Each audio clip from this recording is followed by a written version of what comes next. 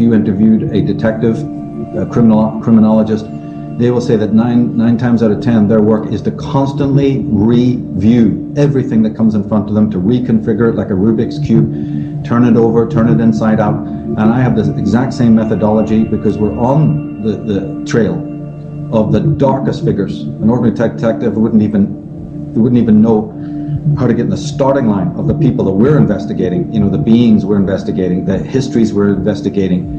And so it's essential that you are out, because it's like this, either you outfox them, either you stand on the white squares of knowledge, or they will stand on it and they'll outfox you.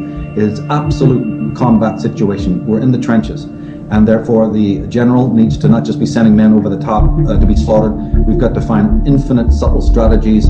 You've got to know thine enemy. You've got to have the picture of your enemy on the wall at all times. Be thinking, sleeping, and investigating, making your mind almost think in criminal terms, which the great detectives do, in order to have the scent of your enemy. And that's what my work is about. So it's never going to be stagnant. It's always going to be following this predator. Sometimes their footprints look like they're walking forward. Sometimes they've turned their shoes around and walking backwards. These are people who've been hiding their identity for centuries. They're really good at what they do.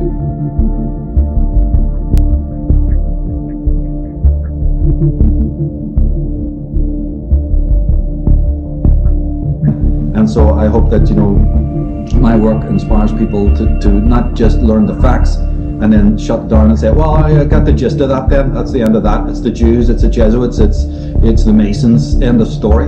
You've got to be kidding. That's just scratching the surface. Let's go on further and further and further. And of course, there's only certain people with an intrepid nature can do that. A lot of people just simply shut down, know a few sound bites, and then that's it for them, Yeah. But as far as my work goes, that's not going to cut it.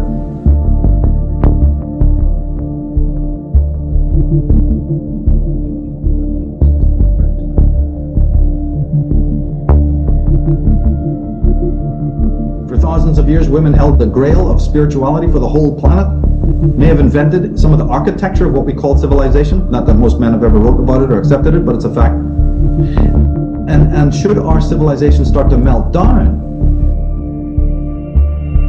who's going to be there to give, mankind, so to speak, any kind of hope to build anew?